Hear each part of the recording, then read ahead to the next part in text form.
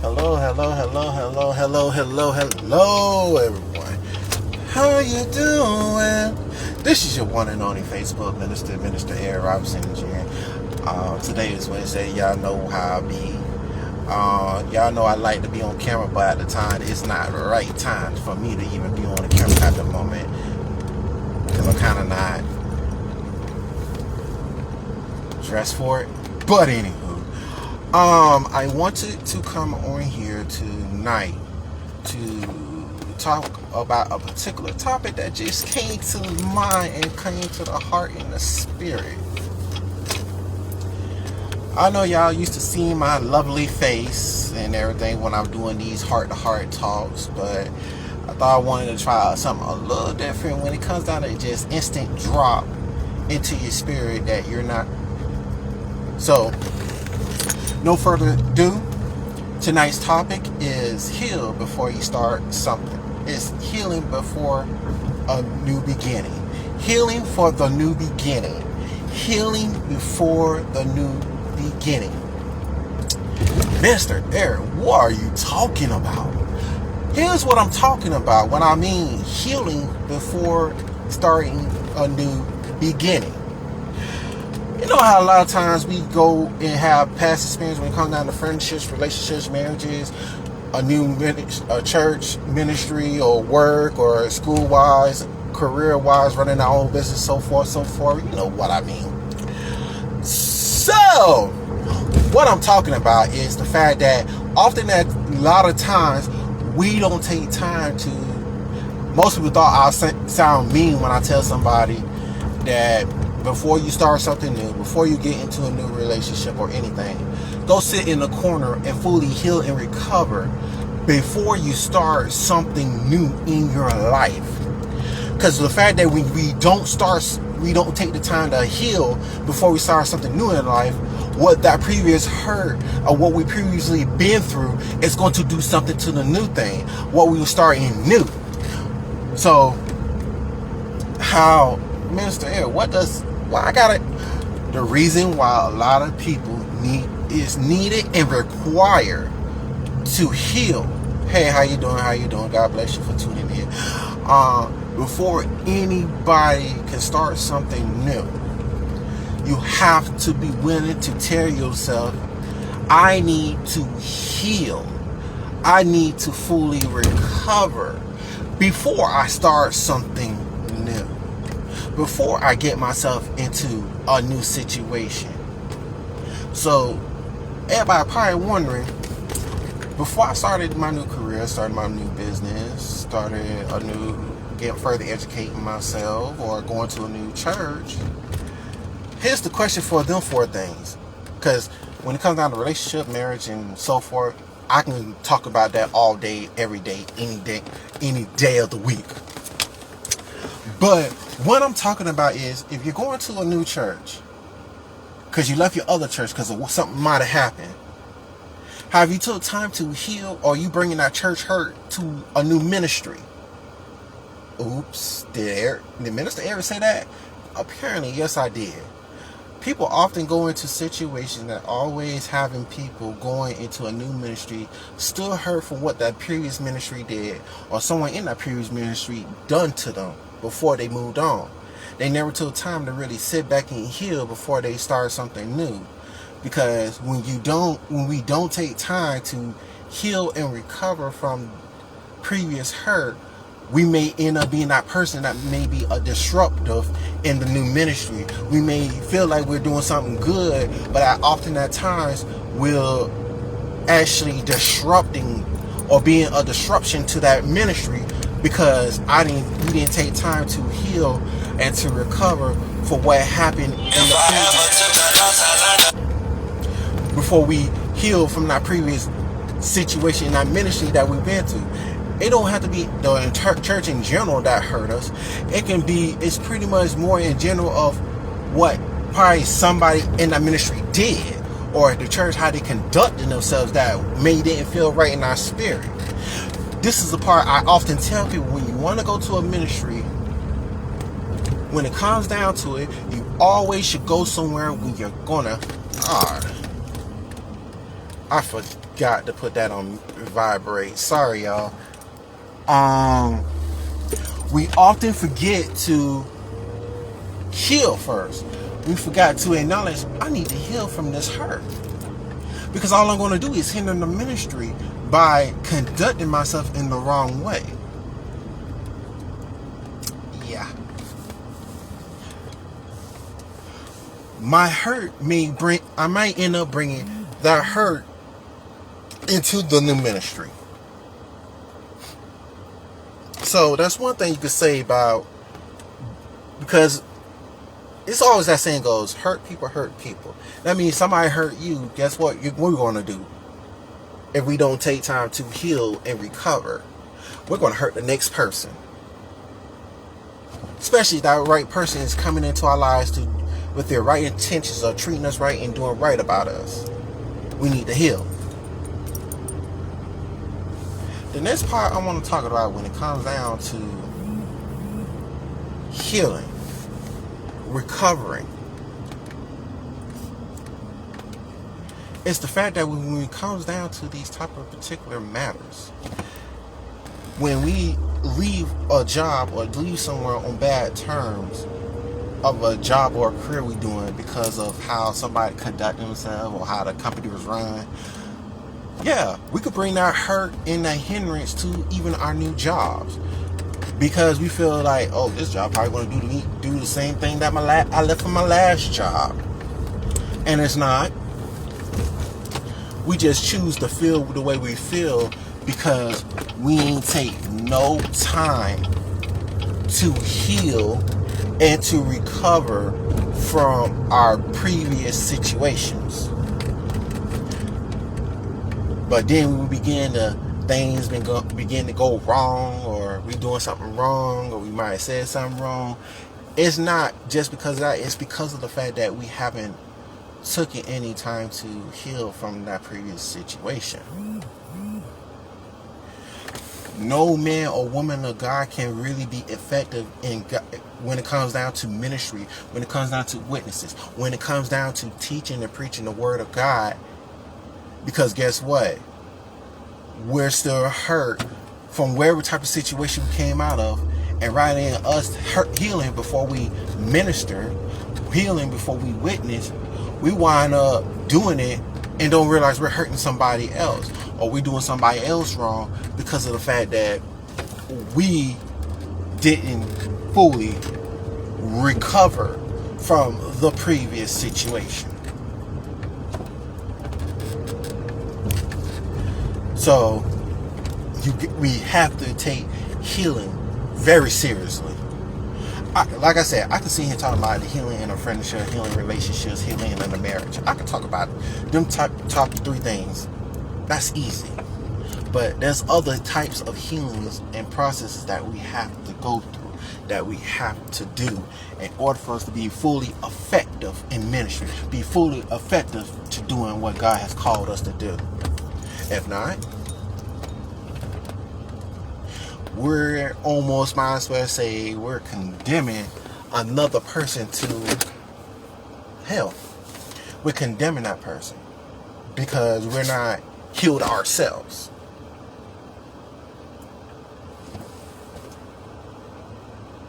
Another part when it comes to talking about healing is the fact of when it comes down to school-wise, when it comes down to moving on to another level in our lives, there's always things that we have to heal from. There's various things that we have to heal from. We have to recover from.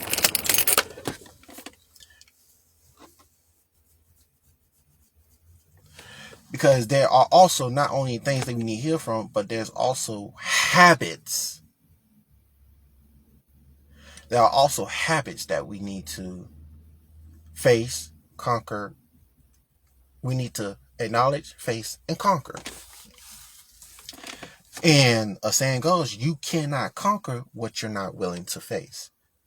You cannot conquer what you're not willing to face. If you're not willing to face that hindrance, that fear that we have built on us because of what we've been through, then that thing that's in us is the thing that's going to hinder us. It may be a testimony to some, but at the end of the day, some things can be also a hindrance in the process. Let's just say, example, you have that spirit of shyness. We also, part of that spirit of shyness, hey Pastor, how you doing? Part of that is the spirit of fear. In the spirit of fear, it means we're having that spirit is the meaning we're scared, because in the word it says that God has not given us the spirit of fear. So if we're children of God, we're men and we're women of God, why are we scared? What do we fear of? So fearing that we have to know and acknowledge that we have to heal and we have to recover and heal ourselves both physically and spiritually. People can be overstuffed physically, but you're not really overstuffed mentally, and you're not overstuffed spiritually with ease, just because your physical mentality tells you you're able to move on, but spiritually something can also linger. That's why often churches, some pastors often talk about the things called soul ties, especially when, oh Jesus, especially married. Especially some people want to be in a relationship. Especially people want to do what they do, regardless of how much we encourage them not to wait. The wait is worth it. It's going to be worth it. That when you intimate with someone, especially not your husband, especially if it's not your wife, you connect with them not just on a physical level, but you're connecting with that person on a spiritual level. So you have to now know, okay, now I don't connect to this person physically. Now I did this and I connected with them spiritually. So now if things don't work out, something happens out of it, guess what?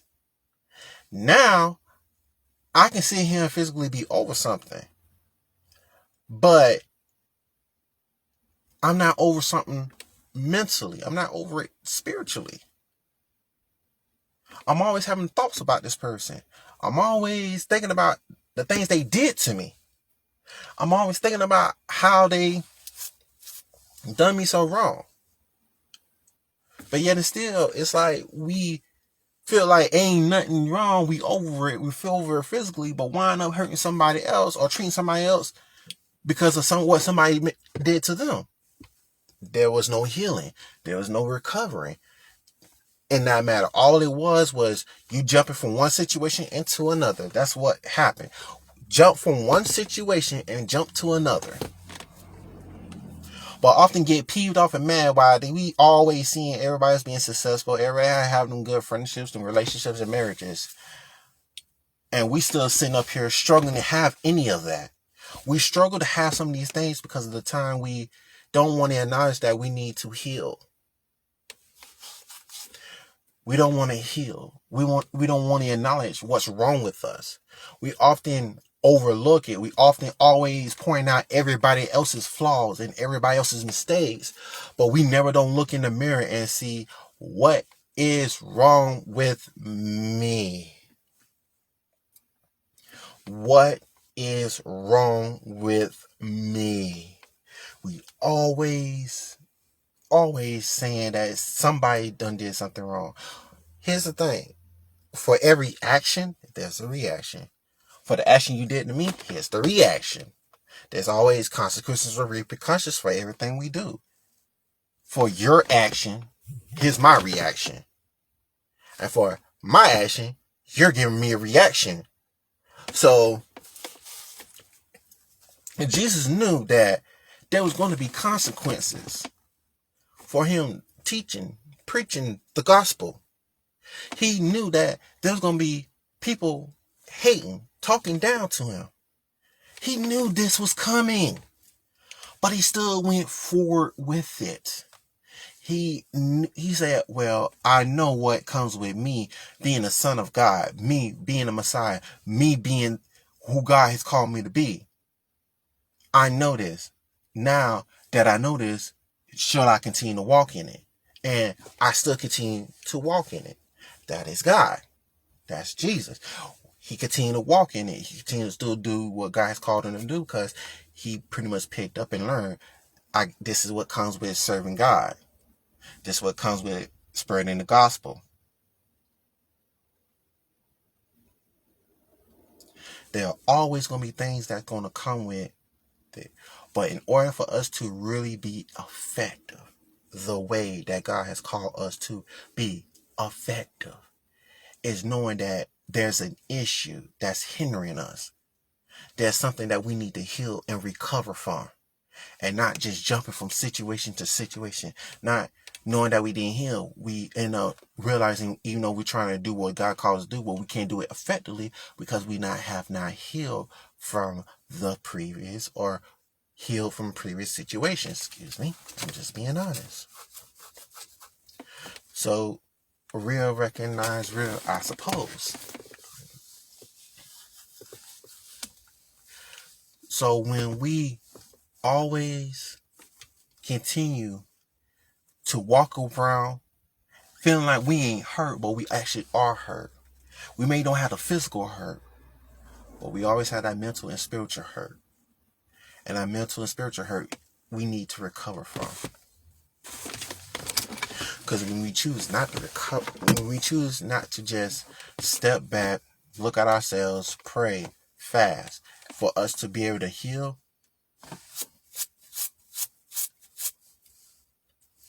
when we don't do these things, all we're going to be ever forever doing is, guess what? Hurting the next person. Doing wrong about the next person. Being a hindrance to our own ministry. Oops.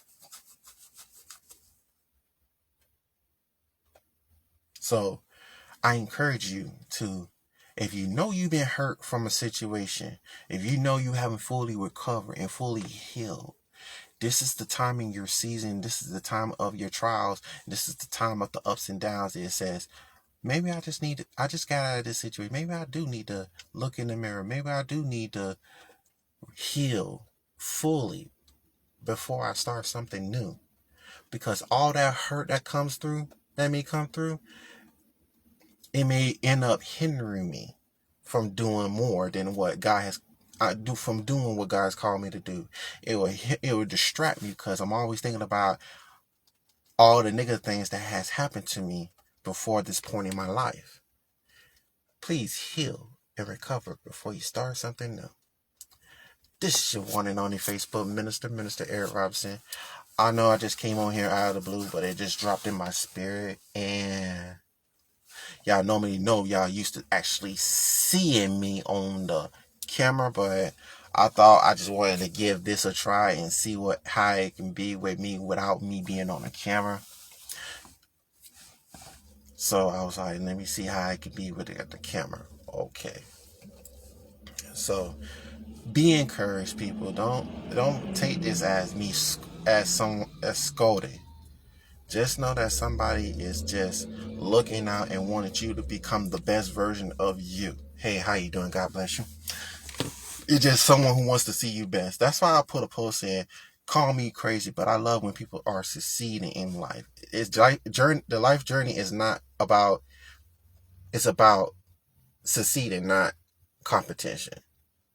We all want to see one another succeed, but we cannot be jealous of somebody's success. We can't turn it into no competition. So y'all have a God bless morning, afternoon, evening, and night. God bless y'all. I love y'all.